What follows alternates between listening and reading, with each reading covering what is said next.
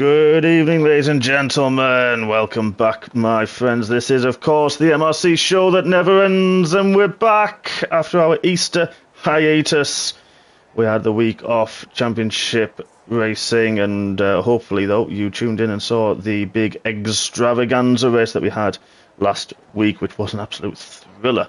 So we are back, as Rob mentioned, with the TIA Championships, and we're here in the undulating roller coaster ride of Portugal.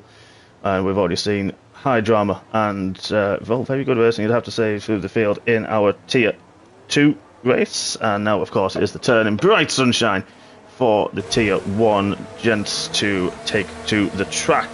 Before we get into qualifying, though, there is one man who you just can't but love, and I love commentating with this man, and it's a great pleasure once again for him to be joining me in the commentary box. He's the man that the smooth tones and the very in-depth strategical mind of the man. If you give him a nice little rub, I'm sure he'll make all your dreams and wishes come true. But if you rub him up the wrong way, you have been warned. It's only one man. It's the man in the lamp. It's only Genie. Good evening, Rob. Good evening. How are you, Mark? You all right? Well, congratulations on the win. Thank you very much. Yeah, thank you. I'm all right. I've just about calmed down. I'm absolutely red hot, though. I'm sweating. It was a heck of a race. It was great fun. First stint with Sociopath and Eddie Dust. That was just great battling with those two guys. And then just somehow managing to fuel save in the last couple of laps and maintain the gap to Eddie. It was just fantastic. Absolutely really good. So, yeah, I'm over the moon with that, back to back. And I'm over the moon. I was surprised, actually, just more than anything. Very surprised. Yeah, it's always a very challenging track, I think, here in Portugal. It's demanding physically and demanding mentally, so to come out of that with a good time, it's excellent. I think we've got Jay Sarge at the moment. Would you like us to take me round a lap? Yes, please do. Please do. We're right on board. Right, cool. First one over the line. So here we are on the long straight, past the finish. Finish straight. And then you're down into turn number one, right-handed. It's really tricky. There's a sausage curve on the inside you've got to watch out for. It runs a little bit wide, and that's the problem. You'll see right there, invalidated straight away, and that is the problem you've got round here. Let's go to the other Red Bull who's starting on the lap. Let's see with Lorphy, see if he can get a clean lap in, because this is the challenge around Portugal. There's so many places you can invalidate. You'll want to throw it into this corner with as much gusto as you can. There we go, hits the sausage curve, but he's fine there. With that white line on the left-hand side, takes it very well. Then into this horrible corner. Car seems to go away from you as you go up, but he's kept it nice and steady there. Now you can relax a little bit as you go down into the hairpin. Downhill, so you've got to brake a little bit earlier than expected. Hook it in, that's a lovely line he's got through there. Right, then you're into 6, 7 and 8. 6 barely a turn, 7 is fine, and then 8 is absolutely vile again. You can so easily lose the back end. You've got to be so careful when you get on that accelerator. He's done really well there to keep it in a straight line. Then you are up and down, and you've got to throw it into this blind right-hander. Aim for the yellow sausage curve on the inside. Carry as much speed as you can through there. And you're looking out for another white line on the right-hand side. That's a great point. Left into this turn. And you're into one of the most important corners on the circuit. It doesn't seem like much, but you've got to carry loads of speed through here, because then it's on to the longest straight on the track. This is where you'll see loads of overtaking moves later in the race. You want to carry as much speed as you can through here, and it'll be across the line in 1:18.8. Not a bad lap, not as bad as... It's a way away from Reese Whitcomb up the top, who's in a 1:17.5. That is just a mega lap. When our pole time was an 18.0, and then his first run's absolutely obliterated it. Yeah, it's incredible. Chris Bailey there on the mediums, putting in a 1:18.8. So yeah, that's a great lap. Yeah, just beside her. Who we got? Don't forget, guys, to hit the like button and hit the share button as well. Love to see in the comments. Thank you very much to Frank and Martin. Really appreciate that. And of course, is in the chat in between his runs. What have we got? T2, a super high pace. Yeah, I was surprised that no safety cars we had at all in Tier 2. We had one virtual safety car, and that was it. Yeah, it's not really a track that throws up many safety cars, this in my experience, or at least it's it's the one where I always want a safety car and it never happens. And the one time it did, it can be absolute chaos. It's a very long run until the safety car comes back in. Whoever's leading the pack has to be really careful. Have you just seen there? Yeah, Frankie 5. Wow, how on earth did he keep that in a straight line? What a twitch that was. Yeah, Martin, we are basically Snells. Yes, you are right. Let's have a look. Who have we got on laps? The Slayer in the Haas is on a lap. Who else we got? So, Martin likes turn 8. Who's turn 8 again? Oops. Oh, Samson. Yeah, I don't mind it. It's that one, obviously, the apex and the exit is up the hill, and if you've geared right, it's not too bad. But it is very easy to spin, as you pointed out. Well, yeah. So this is where I've got a bone to pick with you, because you're obviously tier 2 champ from last season, right? Mm-hmm. Which means you get a choice of tracks. So I believe this was your choice. Is that right? Oh yeah, it was.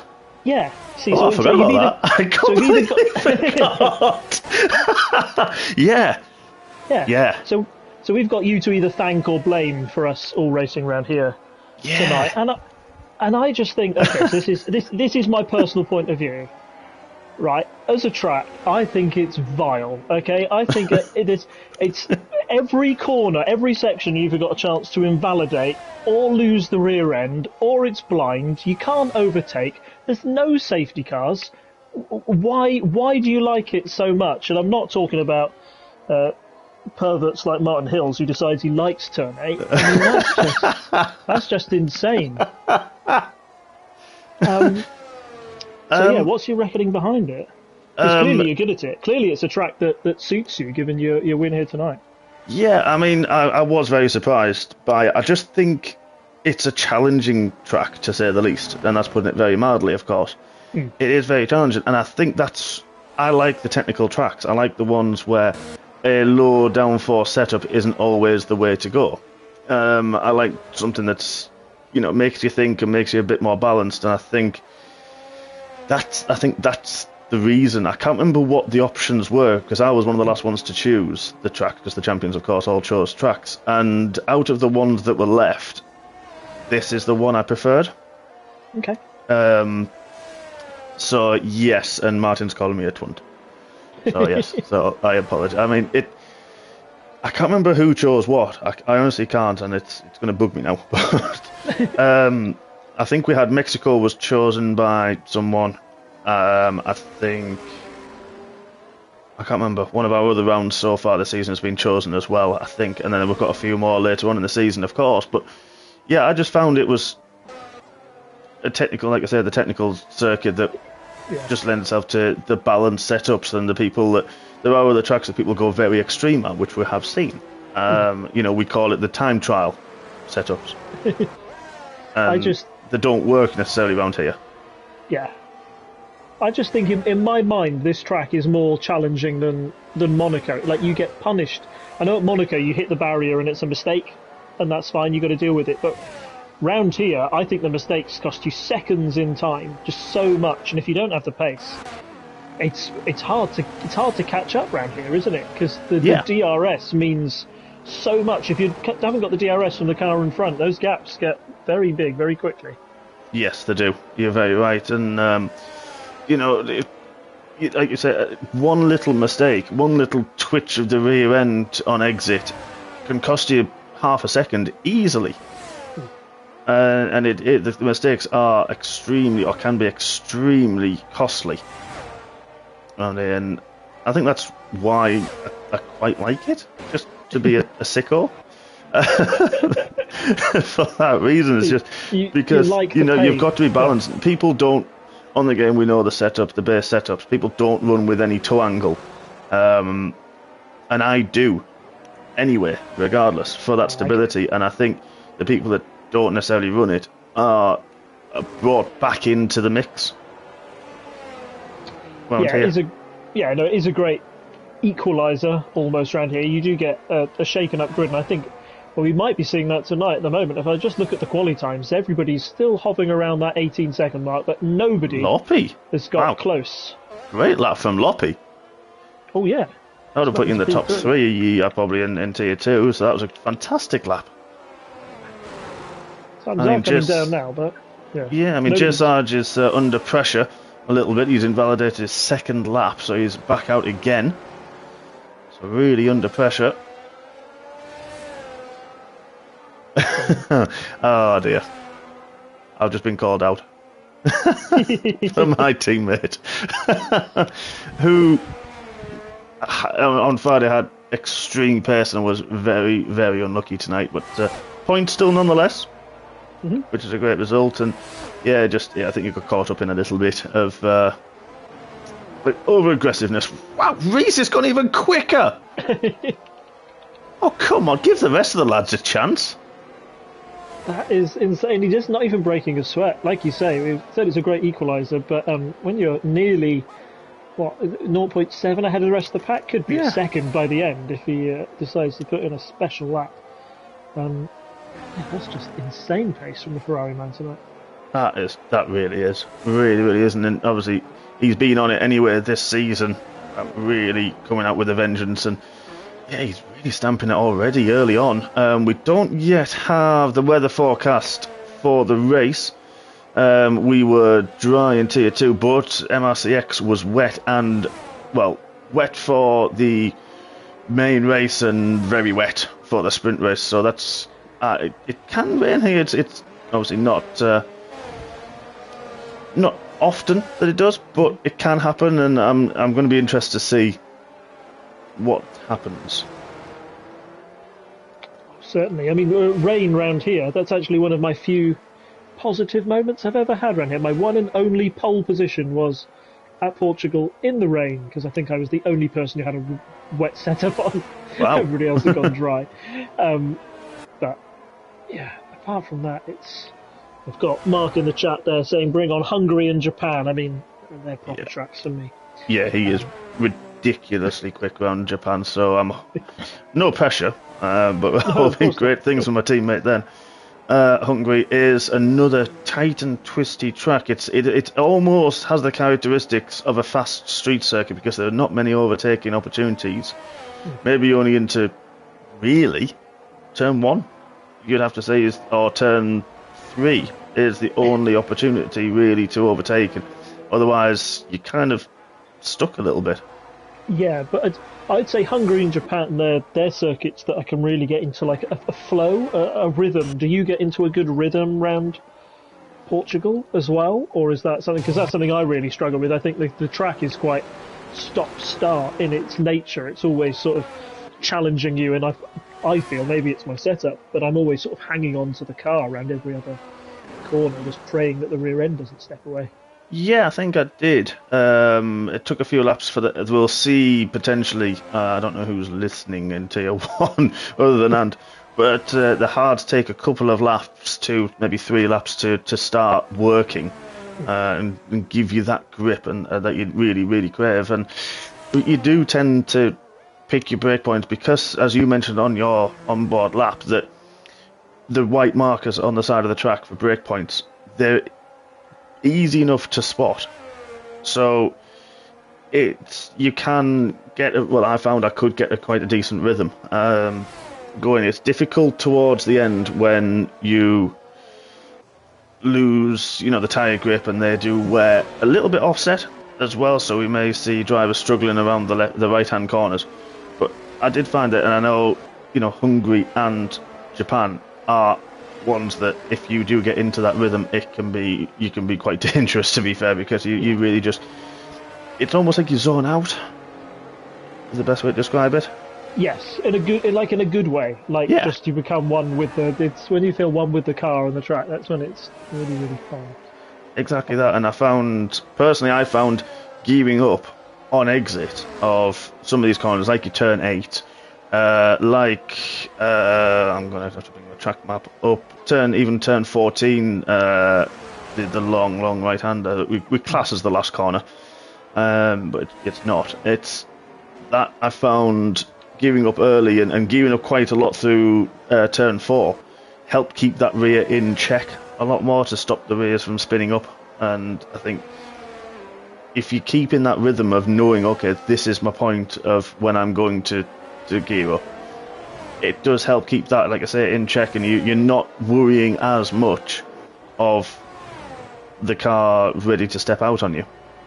Yeah, and it might be, I don't know, I forget what, everybody runs a different range of assists and everything, but personally, when I run no traction control, maybe that's why I find this one of the more challenging tracks, because you are always, you have to be a master of throttle control and when you use the accelerator and because you're desperate to get on the loud pedal, and your car is desperate to run away from you and point you in an opposite direction, I feel.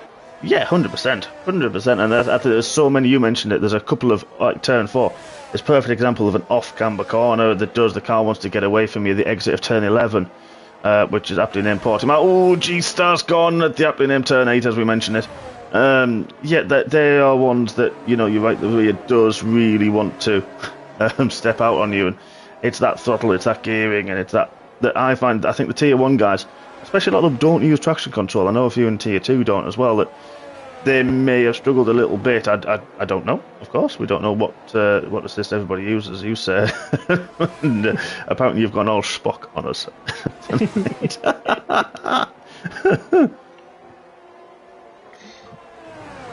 I'm happy to be referred to that as character from Star Trek. There are worse ones, I feel.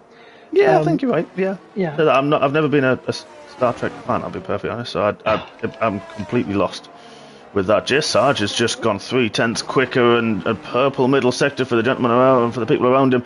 I have just noticed it's just changed. Chris Bailey with an 18 dead as well, up into second. Fantastic lap from him. I know yesterday he was altering and changing and finding new setups, and he seems to have found one that's worked so far. What can Sarge do? Sarge beats him on a 17.9. What a lap. That is a cat's whisker in between those two, isn't it? That is really is. Well, look at that. You've got, between third and fifth, you've got less than half, well, just over half a tenth of a second. That is ridiculously close. And a whole tenth, including J. Sarge in that. Yep. I think it's coming to an end. The one I'm really interested in, though, is Reese Whitcomb. I think he's just about lining up to do his last lap. I wonder if we're going to see something a little bit special. Zagoni, sorry, the other Ferrari man. Wow. Yeah. I was waiting patiently and quietly. We know how quick he is. Wow. What can Lauren do? He was up on his lap time. He does a 17.6. This track, wow, these guys have really, really got their eye in now. Let's have a look. What can Reese do? That can't, surely not. Coming up the end, no, it wasn't. No, it was a 10th down in the first sector. But a long way to go in this lap. It's a short lap, but an easy lap to gain a massive amount of time. Even in corners that you think, it was okay. But you just get the drive out of one, and it just really, really alters the lap. I think he's backed out. He has. He looks like he's backed out. He has backed out of that one. Is there anybody on a fly? What can... I'm a little bit biased. Oh, he's invalidated. My favourite German. I'd invalidated, unfortunately. I think MRC's favourite German. Sorry to everybody else from Germany and MRC. Apologies, but yeah. And here's young Protégé as well. Only he'll start in his... behind him currently on the grid. On the AlphaTauri. Colby maybe.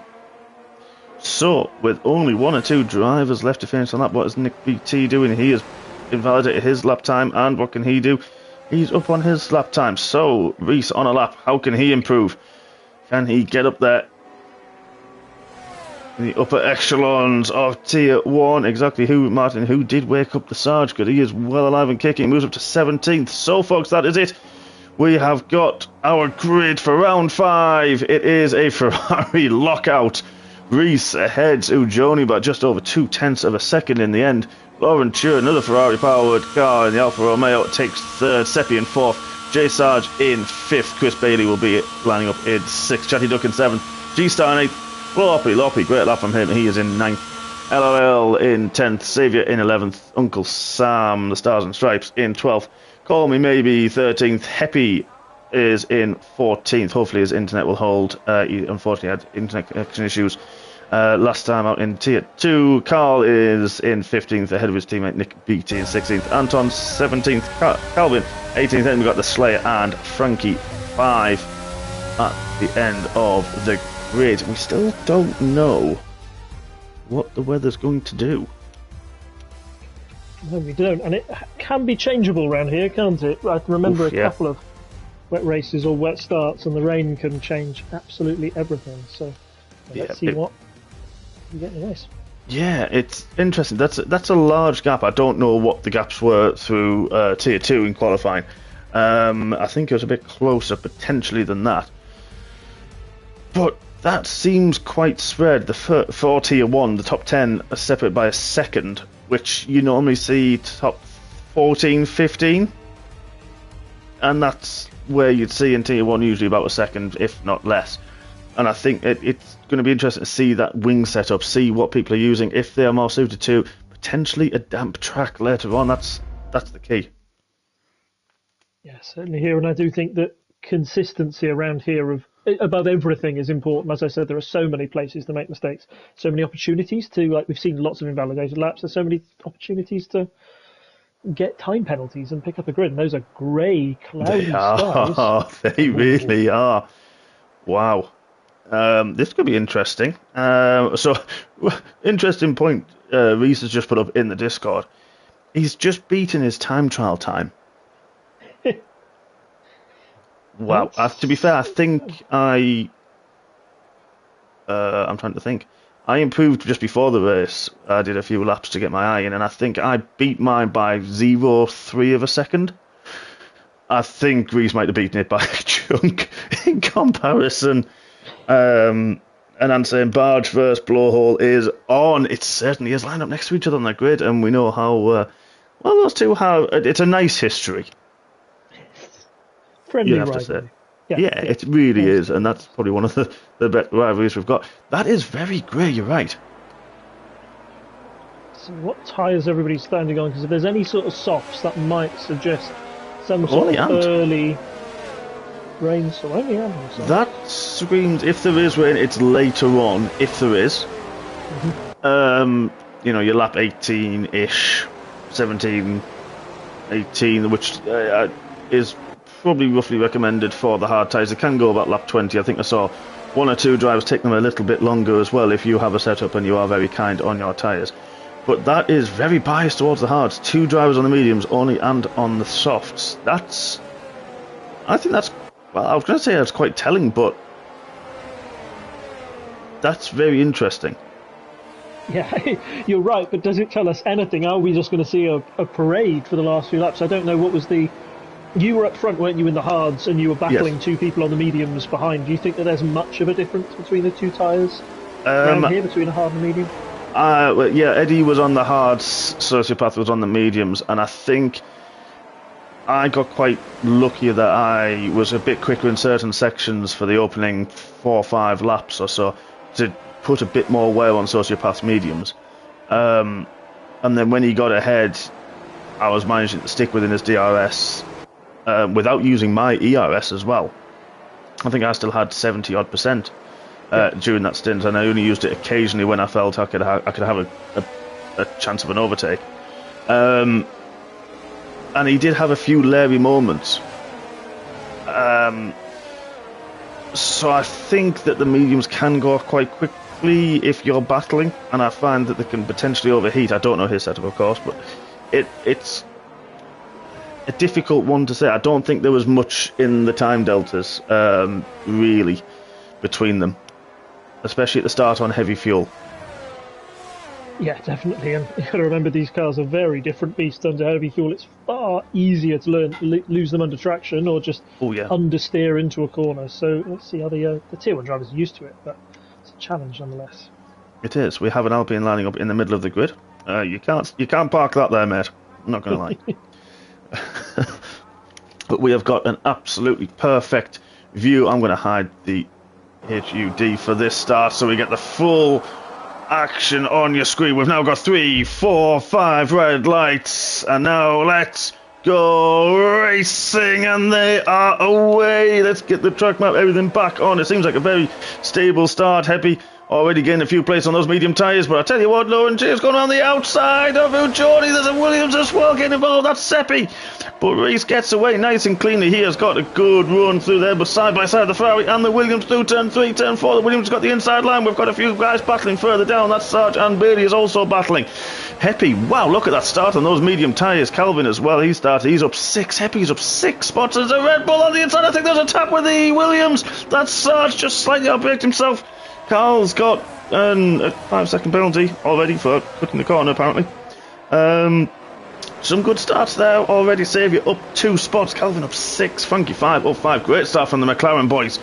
But Ujoni down 3 in these early stages. But look at Seppi. Look at Sarge's absolutely wow. Side by side. He's going inside on the top of the hill. Can he get the car stopped to the Red Bull? He just can. But he's got the switch back as Seppi on the Williams. And through back he goes. What an opening bit of battling that was. That was an excellent bit of racing for both of them. Jay Sarge a bit opportunistic there, but SW just seemed to know exactly what to do, where to put his car, and got the switchback done to textbook perfection. So yeah, well done to both of them. Yeah, and that is probably one of the other overtaking spots on there. If you get that run and someone leaves the door open, you can make that move. But I tell you what, up front, it's Reese. You thought you got a clean run through, but Lauren Chur is only half a second further back behind him. What a start from the Alfa Romeo man, up from 3rd on the grid. Ujoni's had a nightmare. Already he's down to 5th, but long way to go. As you mentioned, there's potential virtual safety cars, potential for safety cars. We saw a few on MRCX on Friday, and it really can shake up the field. Nick BT, LOL having a battle further down. Not a great start for LOL. Our Sergeant Uncle Sam G-Star as well has had something happen in turn 1. I think it was in the opening lap. Then he is down from his position down to last in 20th position. Everything seems to be very calm at the moment. Yeah, we're just feeling the way around. Yeah, it's all about setting up, and I think the big thing to watch out for is the gaps there. So Ujoni's going to be hanging on to the back of J Sarge and really hoping he keeps that second gap back from Bailey, because that 1 second gap can only get larger. If I was Bailey, now would be the time to spend my ERS. You want to make sure you've got DRS. When it's available, it'll be available next lap. Exactly that, and we know Bailey and Sarge love using that button. J Sarge especially. I think he just forgets that it's on, to be honest. It's just part of his drive modes, but he is getting a really good drive down the hill through turn 15. Reese has pulled that gap just by 3/10 in this lap, up to 7/10 of a second. Well, I found it, I don't know if it was Sociopath's setup, but the DRS wasn't overly powerful. I mean, it could just be my setup as well. You can go skinning at big advantage. Oh my goodness, Reese! Oh, that was Reese. Yeah, that off-camber corner we were warning about. He just seemed to lose it. He did very well to keep it out of the wall, but yeah, down from 1st place into 5th. Yeah, and behind his teammate of all people as well. So hopefully he hasn't managed to overheat his tyres. Hopefully he can shake that off and the red mist literally doesn't come down over him. And he gets back on, so Bailey couldn't make amends. But Bailey hasn't closed that gap down to anybody at the moment. So he's going to find himself at the end of this lap under pressure when the DRS becomes active, as you aforementioned. But Sarge is the one of the closest battles we've got at the moment. Carl's over the back of Calvin as well. That will be something from the Tier 2 days. Nick BT as well, Carl's teammate, battling away further down, just outside the points. Yeah, it'll be interesting to see what Sarge does. He spent a lot of ERS last time, I think, to try and keep up with SW. Let's see if he does it again, as SW goes very wide around that corner there. Yeah, J Sarge is closing, and now the DRS wide open, but Seppi gets it as well. He crossed the line the DRS detection just within Lauren Cheer's DRS detection within that 1 second. He did lose him. Oh, I think there might have been a tap a little bit from that, but look at this. We've got Ujoni's looking interested as well on Sarge now. They're both going to get the DRS down this second straight, but Ujoni opens it a little bit sooner, using a bit more of his DRS. Sarge goes defensive and heavy braking. It can be very tight, but Sarge just about leaves enough room. Ujoni does back out of that one. But all the while, 2 seconds now, Lauren's got the lead. Yeah, that really worked in Lauren's favour there. SW made a mistake at the end of last lap, putting very wide. It put him under pressure from J Sarge. So much that the two made contact. that scores the big gap, and now it's just chaos behind them. Oh, Heppy's gone round outside of turn 8. He was one of the medium tyre runners, make big gains on the start. Oh, and it's all been undone by a little moment that he's had a spin, and he's down to 17th spot. That's been awarded. Wow, tell you what, Calvin now, wow, he's up into 9th. What a opening a few laps from him. Fantastic. Nick's got past Carl. I think Carl might have had a moment. He's battling with Call Me Tomorrow. Unless I block you. So this is a good little battle, but I tell you what, we're going to have to cut away from that because we've got a battle. J. Sarge, look at this in the DRS. He's gone to the outside line, side by side, just about ahead of the braking. Do we get through? Oh, Seppi goes late at the brakes, goes a little bit wide. You can get away with that if you're lucky. J. Sarge tried to go in, no, but I tell you what, he's forced Seppi into a late brake move. Can he get the switch back? Is he going to get the run through turn 4? He does, and Seppi's very compromised. And the DRS, this could be very crucial, but tell you what, Seppi in a straight line, wow. DRS, no ERS at all for Sarge, and he does make that move finally. That was a long move. Seppi already trying to defend from Mujoni, who's looking interested now, and this isn't the place to overtake. Line astern, the two Ferraris hunting down the Williams. Never thought I'd say that. Yeah, I do wonder if Seppi's gone for a slightly very skinny in a straight line, but not so round the corners setup, because oh, look at this, the Ferraris side by side. Oh. Sorry, Rob, but wow! I was about to say that was the opportunistic move across the top of the hill like you mentioned earlier. You, Joni and Reese, side by side through all of that section. That is a lot of respect given from both of those guys. That is fantastic racing. Yeah, clearly no team orders down there at Ferrari. That was, yeah, everything on the line. Yeah. And weren't they 1-2 last season in the championship? Yeah, they were at least very quick, the two of them. So yeah, it's a very powerful team. But it's Ferrari, as you know. So if they Reese has got the skinny rear wing. Reese makes the move into turn 1, runs wide. Is Johnny going to have a look through 2? No, he can't. And into 3, Reese gets that position back. But that gap at the front opening up. Lawrence here 3.3. Happy after his few little mistakes has now dropped as well. So this going to be interesting. And tell you what, Mr. Blowhole's looking interested. He is. He's really. I thought he was away from that group, but this scrapping up front has brought him right back into it. And if you're back in, as I said, back in that DRS train, you're in with every chance. You've just got to latch on now. Exactly that. Exactly. And, you know, we've got the other Williams of Donald Duck in there as well, and Saviour, the lead of the AlphaTauris. So this is going to be not just... It's going to be interesting for a constructor's point of view, because we've got a lot of teams up there, good drivers in great positions for the teams, and drivers as well. This is going to be very interesting, very close battling as well. So it's, and of course inter-team as well, very close. Well, yeah, certainly. Really interested to see what Reese does here on Seppi as we go down to turn 1. Reese broke so late against Ugoni. I was on board with Ugoni and I just didn't expect him, and suddenly was up the inside, so I'm not quite sure if it was team orders or anything. Let's see what closing speed he's got. He's nearly up to 200 miles an hour. I don't think he's got the gap yet, but we'll give it another lap or 2. Yep. I reckon he'll make that move. This is huge. Call Me the Braves having a battle with Calvin, formerly from Tier 2, moved up this season. And I'll tell you one thing I've noticed in these first 7 laps. There were quite a few drivers running a little bit wide in a couple of corners, turn 8 notably and turn 1. We'll see if any penalties come out for multiple warnings, but I, in my battles, ran wide a little bit through turn 1 and didn't get a single warning all race. So it's going to be interesting to see how those track limits play in, I think, later on. It's one of those frustrating corners, turn 1. I was trying to make it each time, but one tyre width over the white line came back on and got the penalty. If you go very wide and come back on, the game doesn't think that you've gained any time, so it is a bit lenient on you. So I think that might be what we're seeing through those corners. Yeah, you could be right, and of course this one out of turn 14 as well is very tricky. I'll tell you one thing, Saviour, wow, right, pushing Chatty Duck around the end of this lap. And we know Saviour, actually I tell you what, a lot of drivers are being quite conservative a little bit with their ERS usage. Well, we are in that train, as you say. Oh, there was a little bit of braking. There we go. And there you mentioned there, Saviour goes very wide through turn 1. just trying to almost avoid a potential collision with Chatty Duck, not knowing his corner speed. And that there potentially may not have got a penalty or a warning for it. Yeah, it's frustrating we can't see the warnings on screen. It'd be nice to know what's classified or not. Sorry, go ahead. Sorry, no, it was just Chatty Duck really broke late into turn 5 hairpin and nearly hit the back of Chris, who has actually just gone outside of that DRS at the moment. So I don't know if Chris is struggling at the moment or had a little moment, but he's going to have to fight and use some of his ERS to get back in that window, which he is back in now.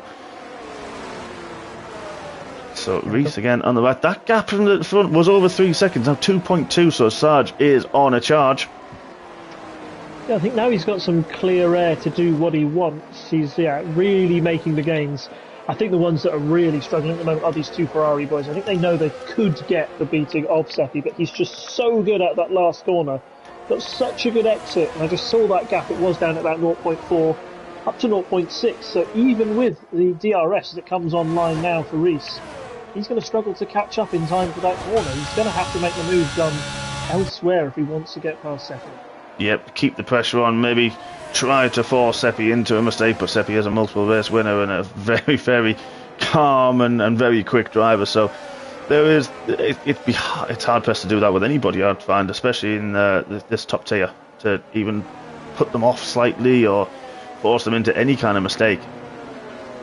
Yeah, I was just having a look at all the racing that's going on at the moment. There's such consistency throughout the field. We have very few spins, and the only person who had a bit of a bad race so far is the Slayer. Everybody else keeping it nice and tight, nice and close together, and that's what we want to do around Portugal. It's a bit of a race of survival, that mental strength. And just looking up at the skies at the moment, I don't know, it was starting off grey. I don't know if it's starting to get a bit brighter now. The sun's coming up, so we might get a few more bit of heat into those tyres. Yeah, good point. Time's coming down. Yeah, very good point, actually. Didn't notice that before. Yeah, that is a very, very good point. Now, I'll tell you what, this gap is very close, a lot closer than it was last lap. I think we've tried a different approach around the last corner, and he is right under the way, but he's lost it through the last corner! I saw a little bit of opposite lock. I thought, oh, he's just had a little twitch, but he's lost it through the turn 15, high speed, full throttle corner. And that's the second time tonight we've seen that. Yeah, I swear, I love this game and I hate this game sometimes, and that's the moment I hate this game. When that car goes round that corner, you can't feel it, you don't know it until it's way too late, and there's no way to stop it, and it's so punishing. Yeah. I feel a lot there for Reese, because obviously 100%. wants to get on the loud pedal. Yeah, and it is because you are full throttle, you are gun-ho through there, you don't even think anything's going to happen. It used to be a tricky corner, I think on the last game maybe, and it's kind of not an issue now. Unfortunately, two drivers already this Monday evening have fallen foul of that corner, and and because it's such a fast section, you lose so much time from it. As Reese there, he's now way off the pace, probably lost about 10 seconds in total. Yeah, he'll be praying for a safety car, but like I said, these things rarely happen around here. So, again, it's about that consistency, isn't it? Exactly. Might have the pace over one lap, but got to keep it facing the right way for 33. Yeah, and I think, who's that that's going on? Call Me the Brave's going around. He was battling with Reese.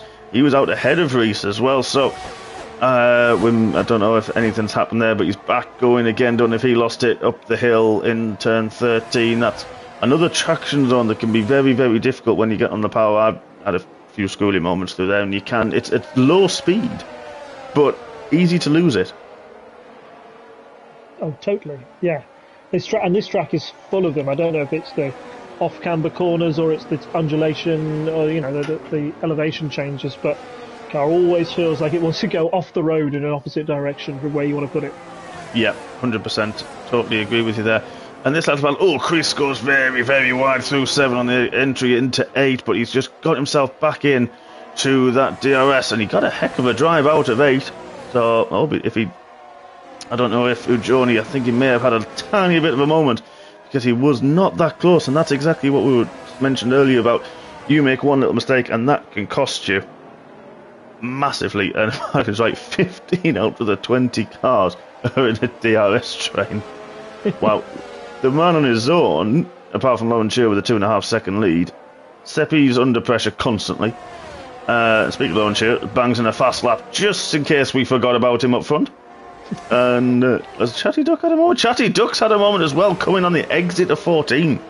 But maybe get the power down too much and he's losing time, hand over fist, because of that DRS tread. Everyone's so tightly packed and he's going to go all the way down to 17th, and Heppy's going to have a run on him as well. He's going to get the DRS and he's probably going to make the move. Here's Heppy. He does. But very costly. It's a shame. It happens. We're starting to see a few penalties creep in now as well. We've got one for Nick BT on 3 seconds, one for the Slayer in 3. This is where, if you're not careful, they can start to add up. Yeah, exactly that. Exactly. Ooh, Chris gets very squirrely. Again out of 8. That must be the trickiest corner on the circuit. It's the least fun corner in F1. I'm going to say that now. I don't see it. It's exactly why I reacted with Martin's to Martin's comment earlier, saying it's his favourite. I don't know when. When people make a comment like that, you just want to check their internet search history. I don't know. It's just dodgy. Yeah, I mean, at least it's going to be better than Gav's. Precisely, exactly. Yeah. Gav likes Miami, so we can just write him out of the conversation entirely. Yeah, fair point. Fair point. Those gaps in that DRS train are opening up slightly to the outer echelon of outer reaches of a second, and that's where it negates it slightly. The DRS, you kind of use that just to keep you along. Ant's the first one to blink and is first to pit. Now I think actually, yeah, he was on the soft tyres, so he's made 12 laps work on those softs, which is very serious going. Yeah, maybe hards to the end. I don't know. How long do the hards usually go around here? Yeah, they'll go 20 laps. Yeah. I think they'll go. So that could be him for his one and only pit stop. And he's gone in 19th ahead of the Slayer. That gap. Now, I'll tell you one thing. You know, we said of accident, we kind of forgot about up front. Mm-hmm. That gap was hovering quite nicely, 2.5, 3 seconds. Now 1.7, 1.8 seconds. That gap has really come down. So Sarge back on the power again, trying to put Lauren under a lot of pressure, and that gap 5 seconds to Seppi now. Yeah, he's the one who's on the charge, isn't he? Lauren, I don't know if he's got different amount of ERS. He might be saving it. It's still those little mind games to come. I think Lauren's still going to feel pretty confident as long as he's over a second. Loppy disqualified for going the wrong way. Well, I think he's had a spin and tried to recover and is disqualified. That is just so unlucky. That is, yeah, that's unlucky. That's a shame. It probably happened after turn 8 as well. Looking at, I think it was a bit further down in the last sector. I think it was. Corner numbers, just bear with me. That was about turn 12. I think he lost it down to turn 12. I think down the hill, and that's another point. Yeah, you can lose it. I remember last time we raced it, I lost it down there. And when you go, you are completely as a passenger down there. With it being downhill, you just keep on going.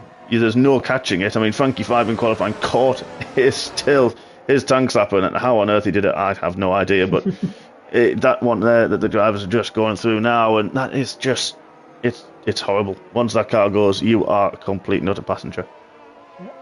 Luckily, it hasn't brought out the safety car. I'm just looking at Jody here. He's closer than I think we've seen in a little while from SW. Just depends. Well, that was right nose to tail, and then you're right about Seppi. You mentioned this earlier. The drive he gets out to 14 is just... It's such a good drive, and that's just really putting him out of reach. Only 6% ERS left for Johnny. I was briefly looking, you mentioned it earlier, Sarge's, as per usual, has zero, and Lauren Shearer's had 70%, so he's just managing that nicely. Yeah, that's a really big advantage. You want to keep that, especially towards the end of the race, and knowing what we do about safety cars being so rare around here, you're not really going to have the opportunity to get a free top up of your ERS. Yeah, but he may have made a mistake because the gap was 1.7, 1.9 is now within a second. So there could have been a very rare mistake from the Alfa Romeo man, and that has allowed Sarge to be in his clutches almost, just trying to reach out and grab the back of the Alfa Romeo, but the light is flashing for Jay Sarge, and that is going to really hinder him, and it's going to hurt him down that main straight where, yes, he may have the DRS, but Laurentier can defend quite nicely, just expend a little bit of VRS to get that top speed to where it needs to be, and he'll be safe. Yeah, I just had a quick look here. See, he's not going to be spending any of his ERS, but let's watch the speed, I think, here. He comes down. Is he going to hit that 200 mile per hour mark? Not quite, even with the DRS. So he's that skinny, Jay Sarge, and that gap, they're still hovering in and around a second. Yeah, we were on board. I didn't have the telemetry up that you do. And Reese is now in clear air and on a charge as well. Now Nick has pitted. He's going to be chasing down. He's the one that's on his own at the moment, and there's that battle ahead of him with Xavier, Chris Bailey, Ujoni, and Seppi, of course. But yeah, I think you're right. Sarge is going to be really just looking at where he's going to be quicker. Where can he save that ERS? He's well within now, so he can kind of just sit there for now. What's the usual pit stop lap for the hards around here? Is it about 18? About 18. That's the pit stop window. Starts about lap 18, so a couple more laps. We've seen a couple of pit stops already, and I think that might have been. Let's have a look at the tyres. So, well, Heppy's still on his tyres. I think we're looking at the reaches and the limits of the medium tyres. The Slayer's been on his 13 laps after a very early pit stop, and Calvin's had a moment as well somewhere that may have been outside of turn 8. I think it was. We're into turn 8 that Martin loves so much. But yeah, everyone on the hard. Everyone's just... I'm surprised about the gaps. Reese on his own, LOL on his own, G-Star had that moment. But hang on, didn't G-Star start way down? Let's have a start. No, G-Star, sorry, apologies. A lot of position changes. There's no one really where they started this race, as Laurentier goes very, very deep into turn 5, that hairpin, very, very deep. As Heppy, just to add pain to his misery and make it worse, he's got a 5-second penalty for speeding in the pit lane as well. Not going well for the new guy. Yeah, I just wonder, I don't know when we're going to see these boys start to pit. You could get something done in the pit lane, or Jay Sarge could go for the move right now. Yeah. That gap's really come down. Yeah, I think Lauren I don't know. I mean, Laurentier has got lots of ERS left to help in his defence, but it's that... I think Sarge is using a higher rear wing because of that top speed that we saw. And that middle sector is where the time was gained once again, so I think he's just really running a higher wing as he pits early. Wow, okay, did not see that one coming. Well, I think he's got a little bit... He can come out in a nice gap, as long as he doesn't come out in traffic. The traffic's the one thing that could mess him up, so let's really see. He wants to be out in front of that G-Star pack, and I think he's going to do it quite handily, isn't he? Yeah, I think Reese is going to get through him. Yeah, Seppi does. He's the first of the upcoming battle that went wide through turn 1 and 2, and he's now got 3-second penalty. So the guys behind are going to see that, and Chris has dropped off the back of Ujoni now and is under pressure from Xavier. Two extremely clean and respectful races, so that'll be an interesting battle as and when Xavier decides to make a move on the blowhole. Yeah, I'll be keeping a really close eye on J-Star's lap time here.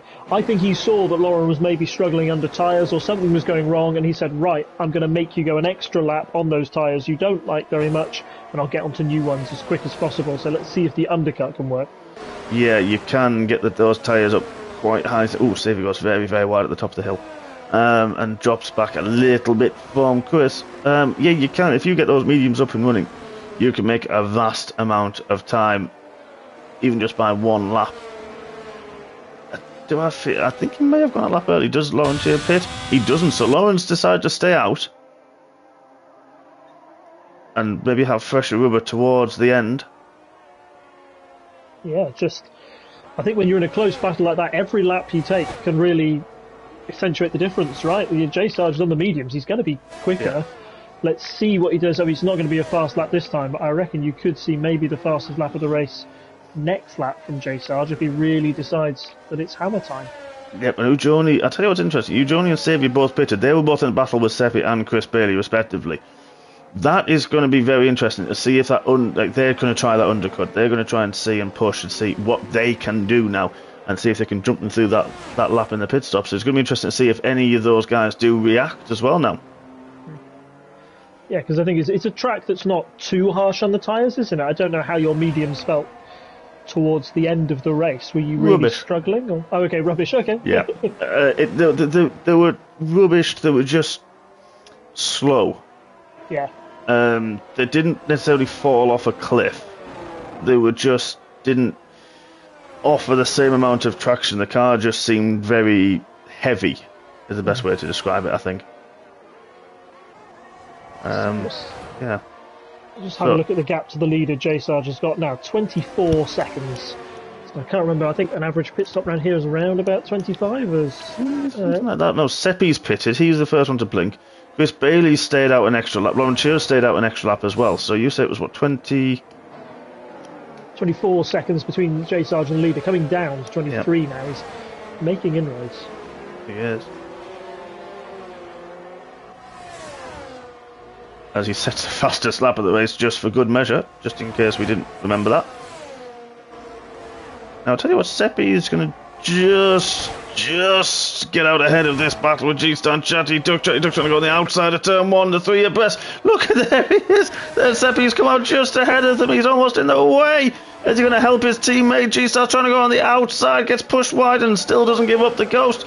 Oh, sorry, we're going the wrong way. There we are, still side by side, just about. Seppi keeps ahead, but Chatty Duck's now on the push, on the charge, as he's trying to defend from his teammate. G-Star's got G-Star's nowhere to go. Chatty Duck, the big win out there. Seppi really losing out to his teammate. Yeah, those incredible work from all of them, and a big point I wanted to point out, Igoni was right behind Seppi. He came out a good second and a half, maybe, outside of that pit stop. This battle is the only thing that's keeping Igoni 2 SW, so maybe the undercut isn't quite as powerful as we first thought. Yeah, good point. Very true, very true. That gap with Sarge now down to 22.9 seconds. Chris Bailey 9.4 off the lead as well. But look, speaking of Rajoni, there he is. Side by side trying to go on the outside, and turn 14, has he got the grip? He does. He just drives around the outside of G-Star. That's the difference between those mediums and those very, very old hards. I think that's the only time you can really make the move around there. Yep, there's Reese Pitts as well on the recovery trail. So does Chatty Duck now. After he's kind of got probably not helped his teammate too much. But now he decides to get out the way. Calvin, Reese all in the pits. So this is now the pit stop window. So let's have a look. Who has not pitted? The top 2 still going strong. G-Star still going strong. Carl has now decided to pit on 20 lapped hards. I think this may be the lap we see them. Well, thinking too earlier in the race, we may have had a little taster of what these two are thinking. Anthony went 12 laps on those softs, didn't he, before he decided to cash them in. Could you take a pair of softs to the end? You know what? As you started talking, I thought exactly the same thing. So great minds, that's telepathy right there, and I love that. And yeah, that's a great point. They could be thinking that. Well, you know, Lawrence has gone round again. Chris Bailey's gone round again. Oh no, hang on, he hasn't. So Bailey has bailed. Look at this, Ujoni on Seppi. He's got the move done. What a move that is from Ujoni. Where did that? What a move! We didn't think he was going to get it done on the straight, so he had to do it somewhere else. Let's see if he can defend though, because it's going to be Seppi with the ERS and the DRS, and he's looking so skinny, so quick. Yes, and they're both going to come ahead of Chris Bailey, who's going to lose to G-Star. He's going to lose to Xavier as well. Xavier gets through on Chris. So this time the undercut did work. Chris went just that bit too long. And that gap, look at that gap, 21.6 seconds now.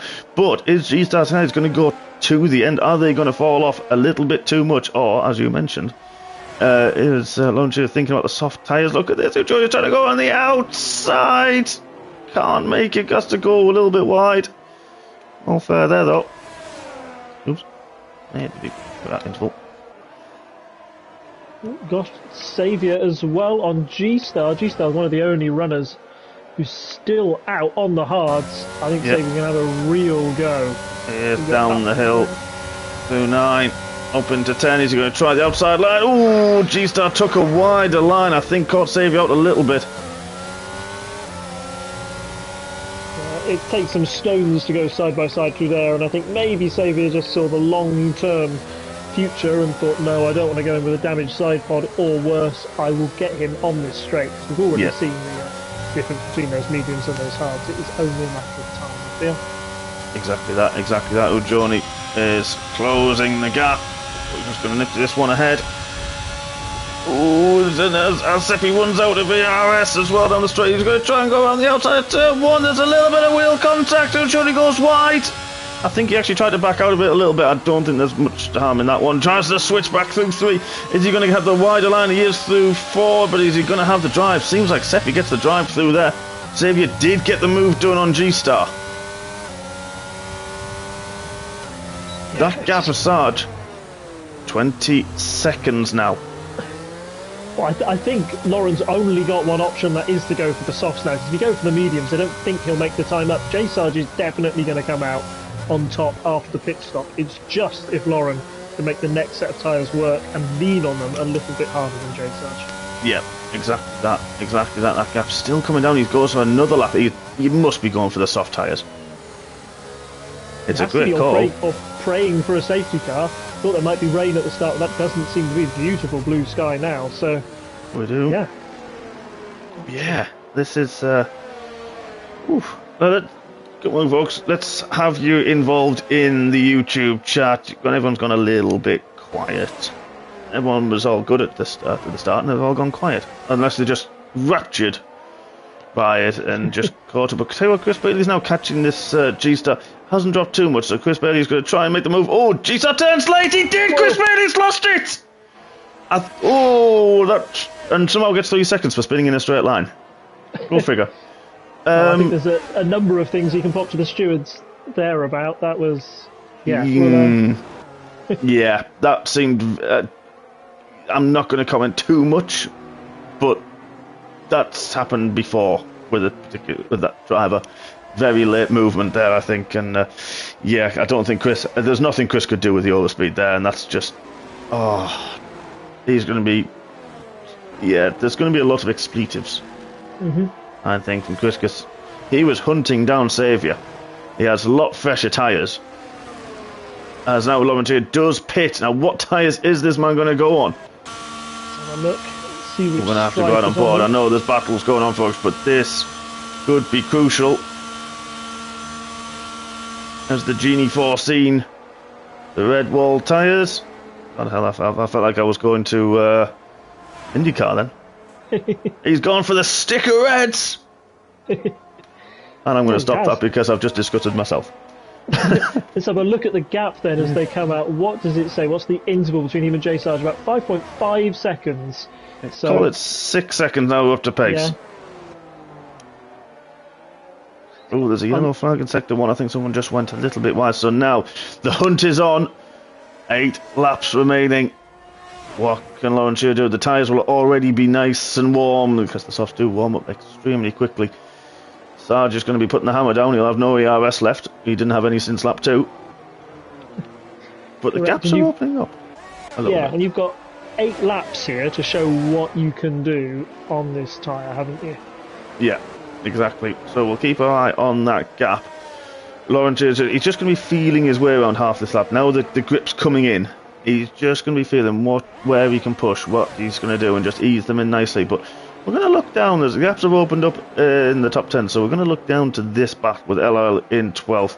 Only 1.7 off Frankie 5, but he's got Anton, Call Me Maybe, Sergeant, Uncle Sam, all for company as well. So this could be a nice, interesting battle. Yeah. All of them bunched up together, and the only one going off strategy, so he'll be on the hard tyres, so he'll be the one who wants to be the cork in the bottle here, and he'll want to make sure he can hang on to LRL as long as possible. But that gap is opening up now, up to over a second. Yeah. If he doesn't get DRS, then he's going to be a sitting duck, I think, here for Call Me Brave on the straight. Yeah, think you're right there. Martin's actually said he's gone back to watch that incident. No contact was made between G-Star and Chris, but definite surprise from the very late move from G-Star. I think you're right. That's going to be seen in the stewards this evening. But you're right. Oh well, Anton got the DRS just from LOL, so I don't know if LOL had a poor run outside of turn 14. Seemed to save him, I think. And just looking up top, just so you got a moment on the, I want to get out my Amazon AMS tracker or whatever they have down the bottom. How many laps to catch? Lauren took about 1.5 seconds off Sarge that lap. It was 6.5, now it's down to 4.7. So what? Wow. Catching him around about lap 30, 31 at this rate, maybe even quicker. But as the great Murray Walker said, catching is one thing, passing is another. And around here of all places, it's a very hard ask. It certainly is. And wow, sets a 119. Just wow.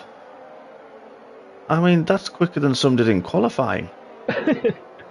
He's put the hammer down, isn't it? It is hammer. He has to go for it now. He's taken a very risky strategy, seceded position. Said, no, I want the faster tyre at the end.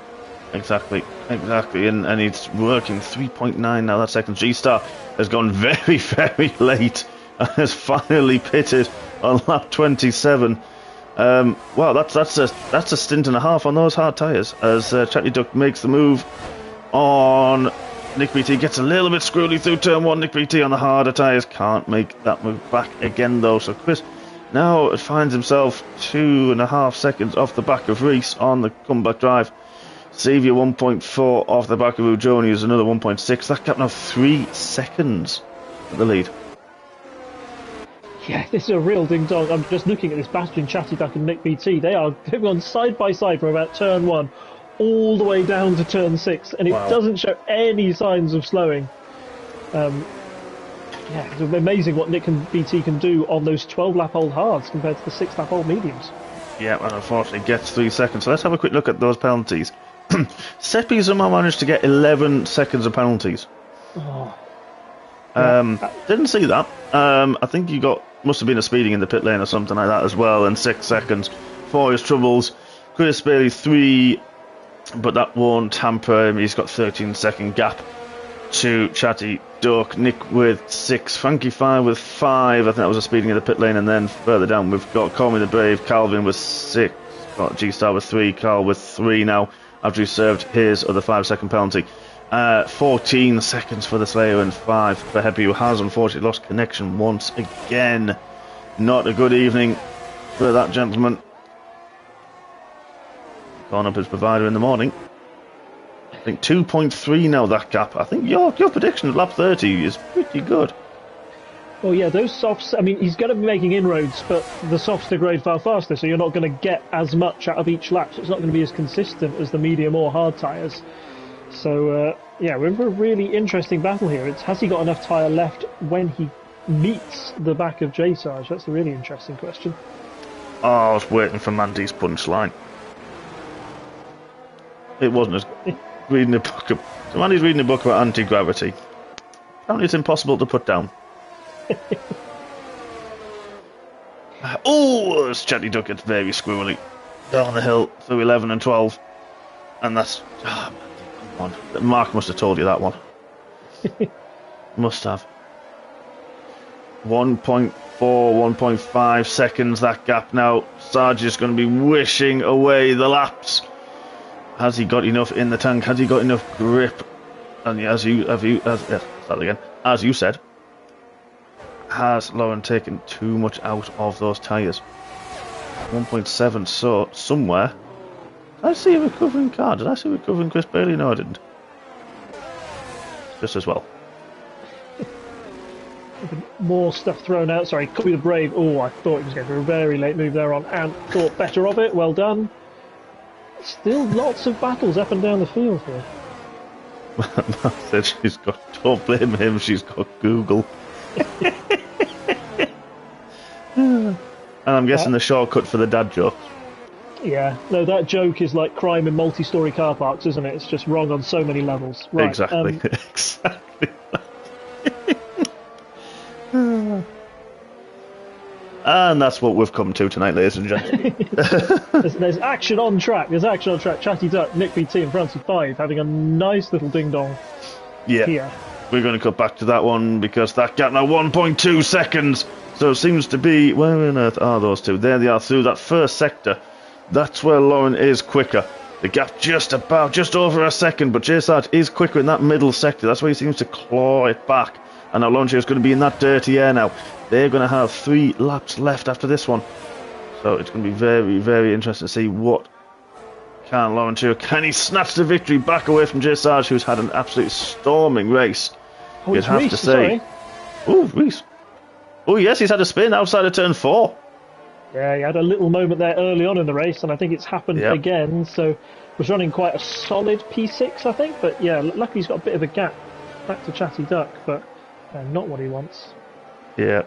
You're getting the blame, so you're getting thumbs up and a round of applause from the Dennison household. Thank you. Got a lot of them up here. So, let's go back down to that fight. There's still 1.1. I'm going to go back to this battle for the lead because this is where Launch is still outside of that DRS. Now, 2 more laps after this one to go. But the J Sarge, of course, his light is absolutely flashing away. Lawrence has still got about half his battery left.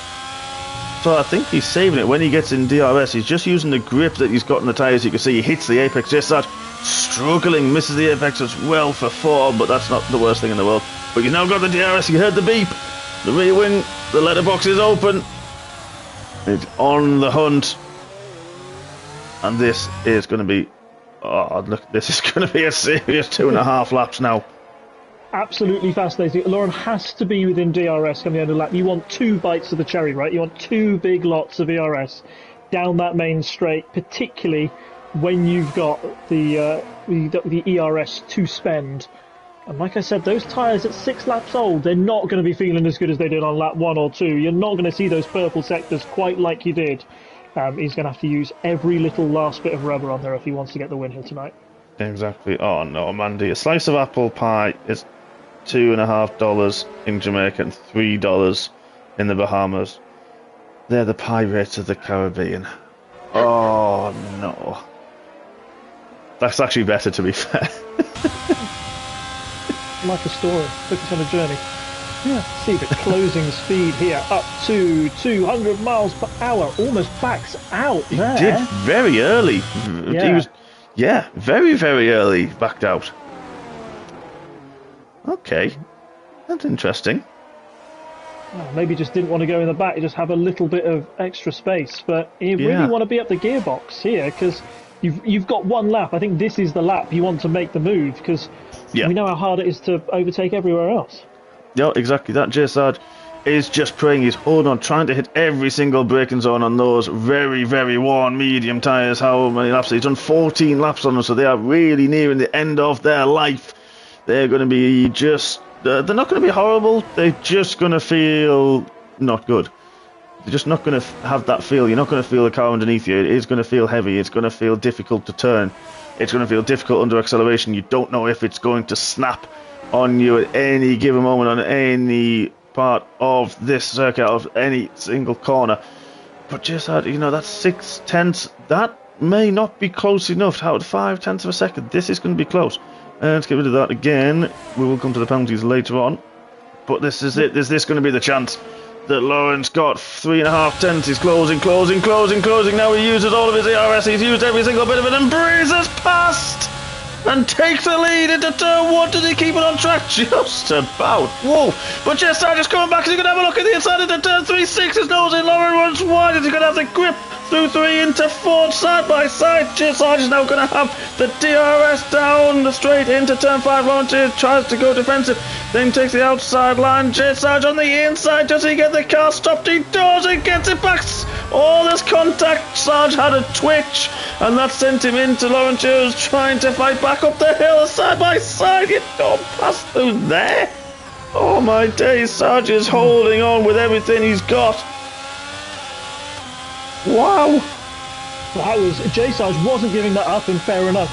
He couldn't, he had to, but I think he left the space on the outside, but it was the twitch. The twitch seemed to send him right into Lawrence.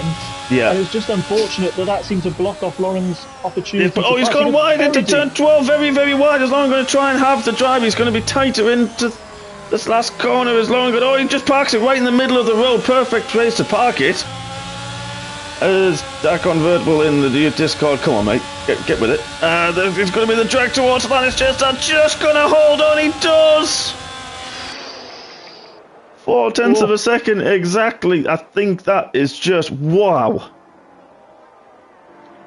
Fair play to both drivers there. I thought it was over once Lauren had made that move into turn 1, but all props to Jay Sarge for not giving up right till the end.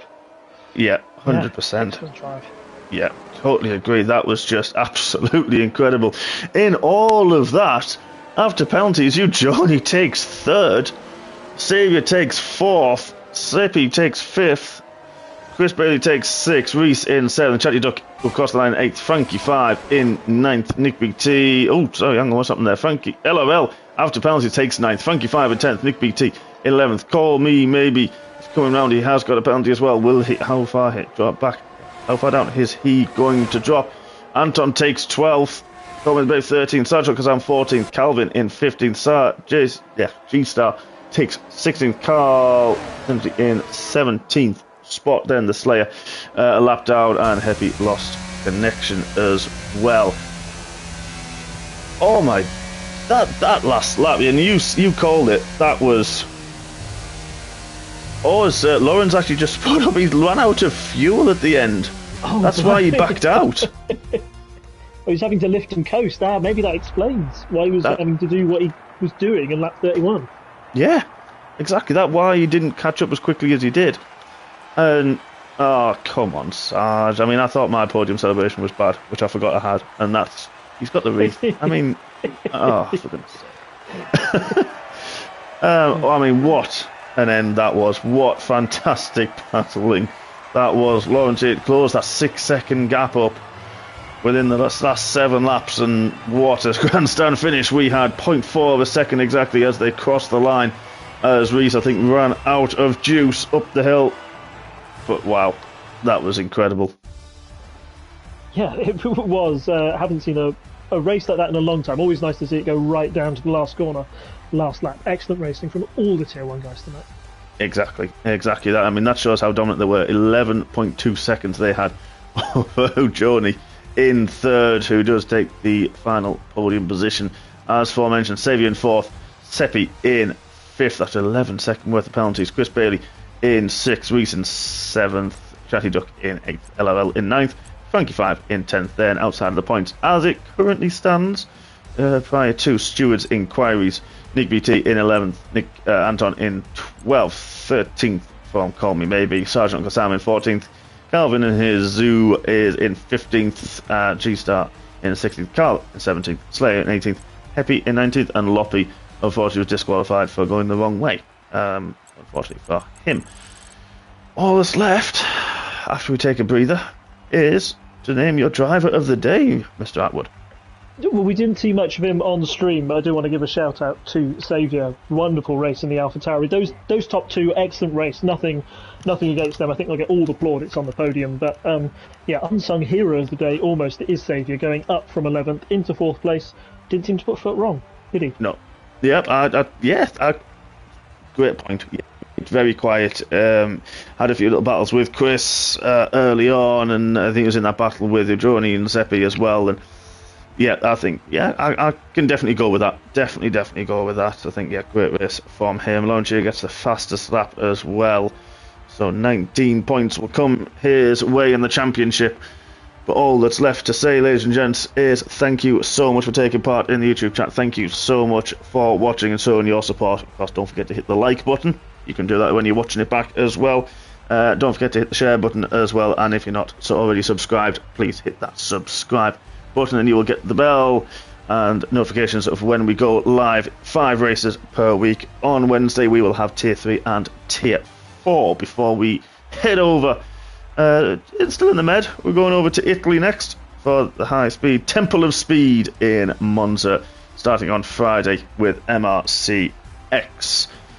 Thank you to the Tier 1 drivers for putting on another fantastic show. 19 finishes as well, so that's a great effort from all of them.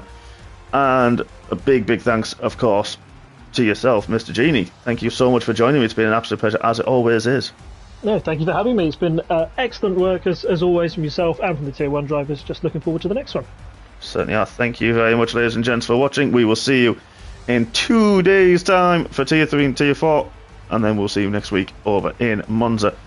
Have a good night, everybody, and we will speak to you soon. Good night.